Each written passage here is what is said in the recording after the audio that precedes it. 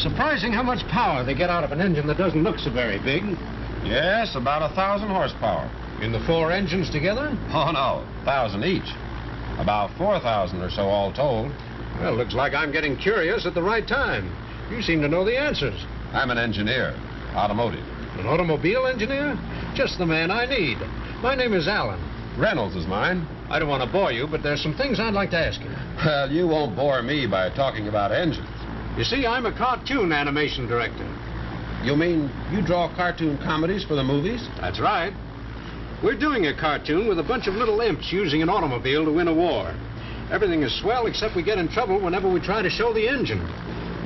I'm on my way out to the coast for a vacation, so I ought to forget about engines. This cartoon stuff sounds interesting. I always wondered how they did it. Well, maybe we can dicker a bit. How about spending a day or two at the studio? That sounds okay to me. We've got a cutaway engine out there that might help you. Suppose I have it sent over to your place. That's fine. And when you come over to the studio, I'll show you what we've finished.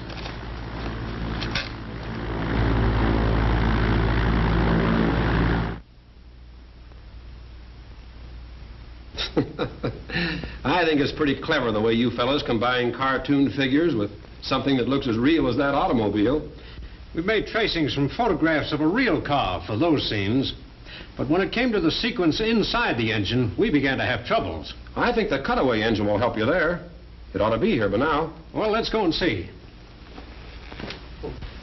These are the animators, the boys who make the original drawings. We want an army of imps making the engine go. Now, you show us what they should be doing. Well,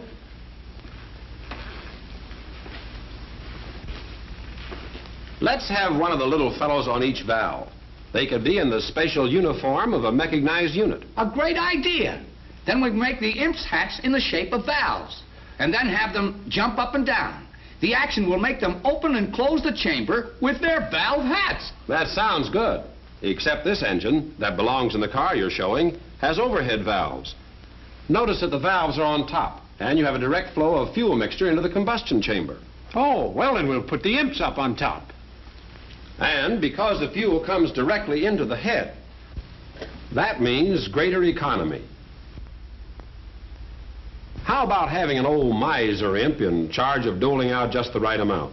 A stingy-looking fellow with whiskers who just hates the idea of waste. That's okay. The valve mechanism is specially designed for quiet operation, just like everything else in this engine.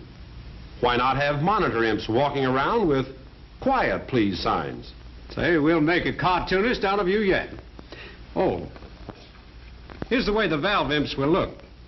10 or 12 drawings will be filled in between these two just for one complete movement. When they're all drawn, the action of your imps on the valves will be perfectly smooth and natural. Say, when we get to the place where the general calls for more speed, why don't we turn this thing into an airplane engine? Look, the imps go so fast they're just a blur.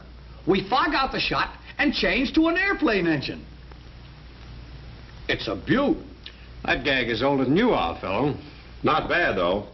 Remember what I was telling you on the plane, Alan?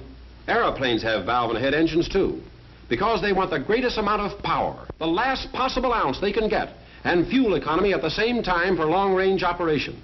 As a matter of fact, all the engines that hold major speed records are this same valve and head construction. We have enough trouble making these drawings look like an automobile engine without asking for more. Let's get back to this one here. This engine has 90 horsepower for plenty of pep and performance.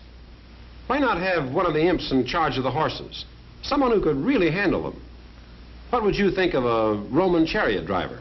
You're doing fine. We'll make him a big, muscular guy with a whip. Okay?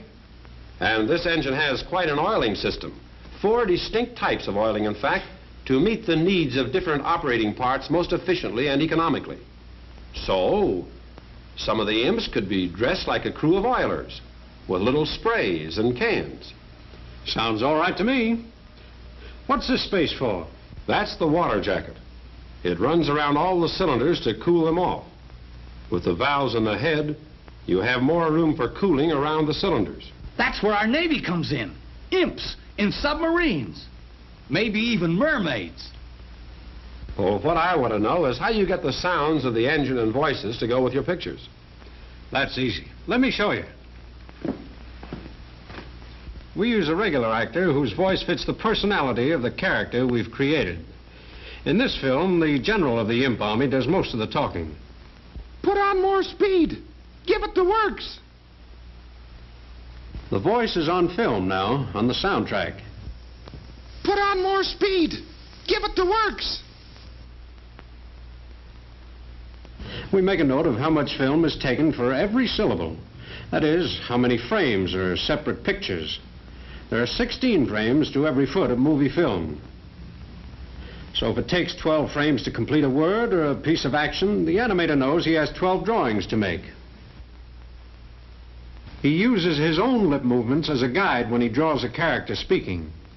Animators don't have to be crazy, but it helps.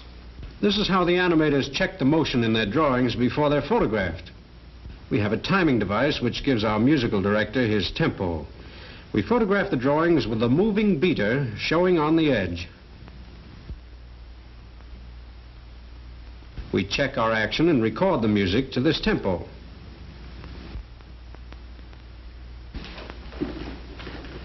This is the tracing and opaquing department. In here, the drawings that have been checked are traced with ink on transparent celluloid. We call them cells. Then over here, the opaquers fill in between the lines to give the character body and to block out the background. These are the backgrounds over here. Still more drawings. In fact, in a 10-minute animated cartoon, there are 15 to 20,000 separate drawings. Wow. I never realized it took that many. The cells are put together like an assembly line, and they're photographed one by one over the backgrounds.